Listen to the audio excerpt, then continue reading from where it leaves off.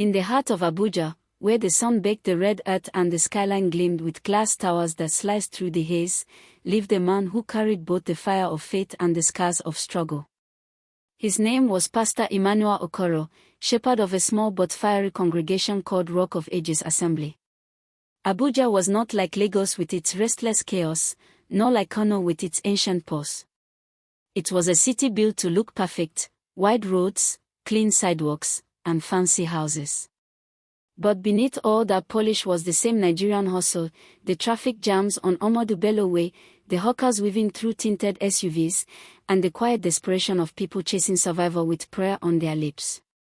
Pastor Emma, as everyone called him, had come to Abuja more than 20 years ago from a small village in Enugu State.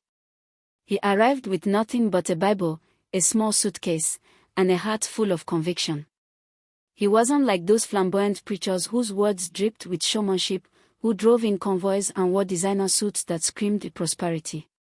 No. He was lean, dark-skinned, his face marked by years of fasting and sleepless prayer. His voice was deep, calm, but when he spoke about God, it carried a weight that made people listen. His church was modest, a single-story building with a leaking corrugated roof, squeezed between two blocks of shops in Woods Zone 2. During the rains, ushers would scatter buckets around the hall to catch water dripping from the ceiling. But despite the flaws, something powerful lived inside those walls. The moment the talking drums began to beat and the choir lifted their voices in worship, the atmosphere would shift. Hands went up, tears rolled down faces, and strangers found strength to start another week. On Sundays, civil servants from the Federal Secretariat sat side by side with traders from Garki Market. Even a few politicians from Metomo slipped in quietly, hiding behind dark glasses, seeking the peace they couldn't buy elsewhere. Life had never been easy for Pastor Emma. Born just before the Biafran War, he grew up in a village where hunger and hope lived side by side. His father, a catechist, died when he was only 8. His mother sold firewood to feed her 5 children. It was under the dim glow of a kerosene lamp that Emmanuel first discovered the Bible. By 18, he felt the call. He would stand on a wooden crate in the village square, shouting scriptures while children mocked him. But one day, a miracle happened. A woman long declared barren conceived after his prayer. That single event turned mockery into belief, and belief into destiny. Years later, a friend invited him to Abuja. He arrived to a city humming with construction, filled with men in starched shirts and women who smelled of imported perfume. He rented a single room in Nigerian, worked as a junior clerk by day, and preached in the evenings. He married Ada, a nurse with a soft smile and a spine of steel. Together, they built a home and a church from nothing. They had 3 children, 2 boys and a girl.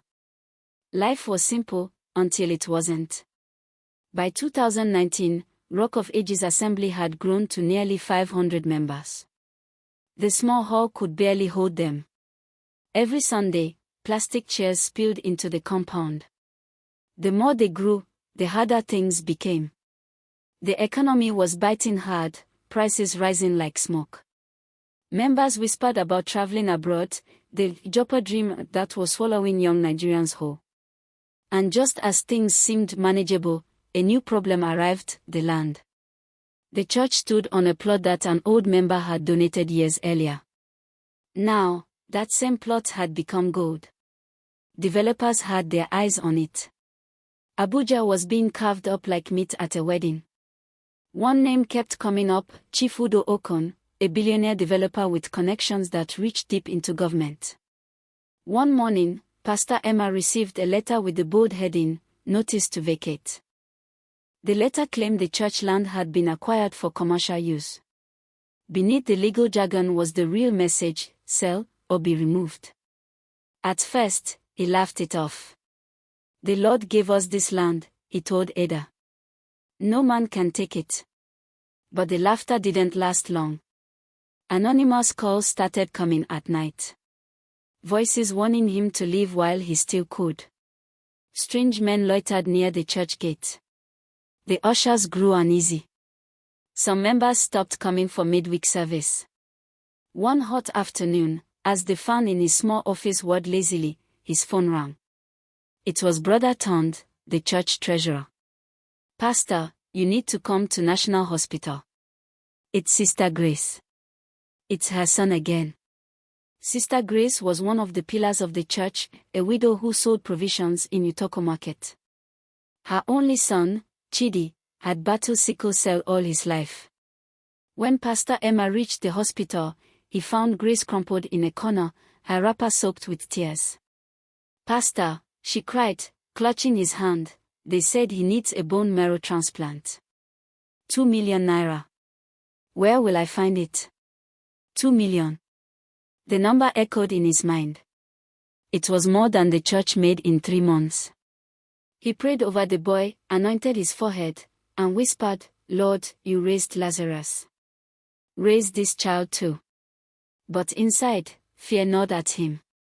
Back in his office, he called an emergency meeting. "We must help Sister Grace," he told the elders. They nodded solemnly until Elder Ngozi, the outspoken lawyer, cleared her throat.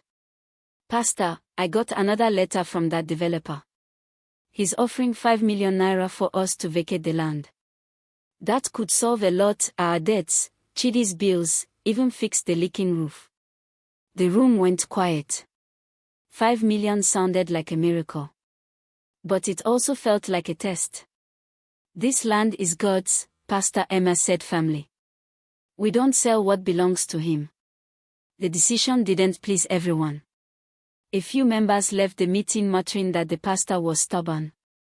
But one young man stayed behind, David, the church's tech-savvy youth leader. "Pastor," he said, "maybe we can go online. Record sermons, start a GoFundMe for Chidi. People out there might help." Pastor Emma smiled faintly. "You think people want to hear an old man preach?" "Sir," David replied, "faith is faith. It doesn't expire." That Sunday, Pastor Emma preached like a man possessed.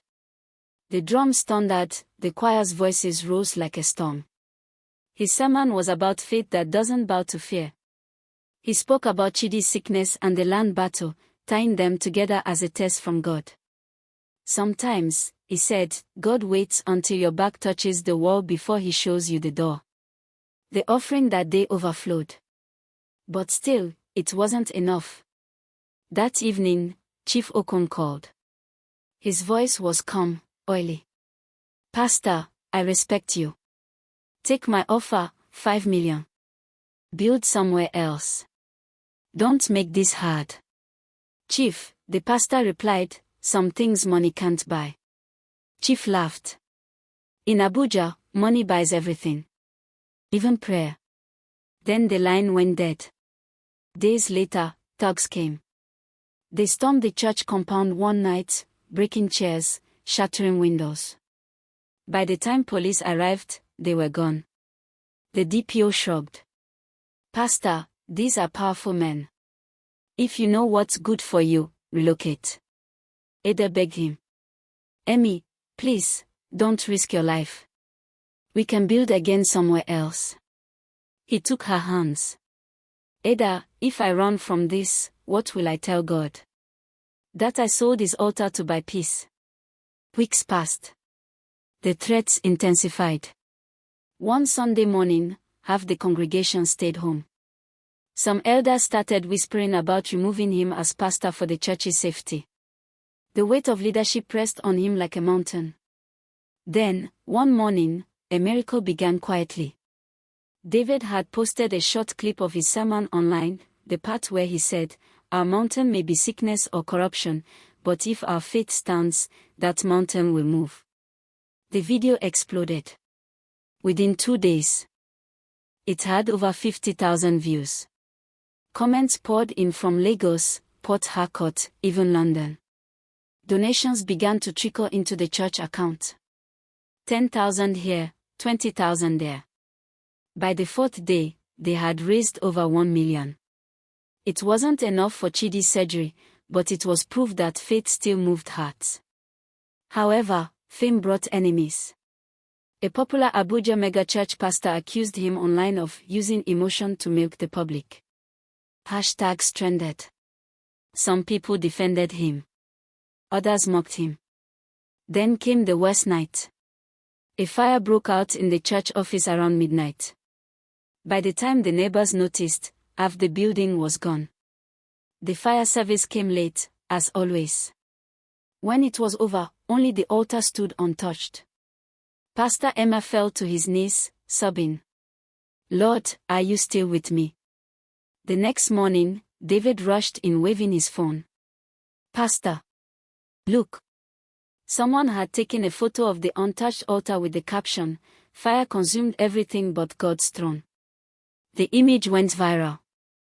Overnight, Rock of Ages Assembly became a symbol of hope. The video reached a woman whose life would change everything, Senator Aisha Ibrahim. She called him personally. "Pastor, I watched your story. I lost my only son to sickle cell. I want to help." Within a week, she paid for Chidi's full treatment in India and sent a team to rebuild the church. But she didn't stop there. She confronted Chief Okon directly, and whatever passed between them made him disappear from the matter entirely. Rumor said she had evidence of his corruption. True or not, the threat stopped. Months later, Chidi returned from India strong and smiling. The church held a Thanksgiving service that drew crowds beyond anything they'd seen before. Politicians, journalists, even rival pastors came. The drums beat louder than ever. People danced, cried, prayed. Pastor Emma stood at the pulpit and said, "When men rise against you, and you have no one left, stand. Because when all else fails, God fights for his own." But fame came with its own poison. Invitations poured in. TV stations wanted interviews. Politicians sent emissaries offering campaign money in exchange for endorsement. One party chairman visited at night, suitcase in hand. "Pastor," he said, "support our candidate. Think what you could do with this." Pastor Emma looked at the money, then at Ada. She whispered, "Remember why you started." He pushed the suitcase back. "Tell your boss," he said, "I don't trade my altar for politics." He preached about integrity that Sunday, saying, "If salt loses its taste, of what use is it?" Some members left, disappointed there'd be no connections. But those who stayed grew stronger. Over the next years, the church didn't become a megadome with marble floors. Instead, it became something better, a refuge. They built a small clinic, a school, and a youth center. David led a digital media team that turned stories of faith into weekly online testimonies.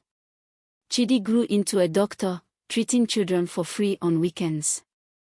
Abuja continued to spin with noise and ambition, but within that small corner of woods, peace reigned.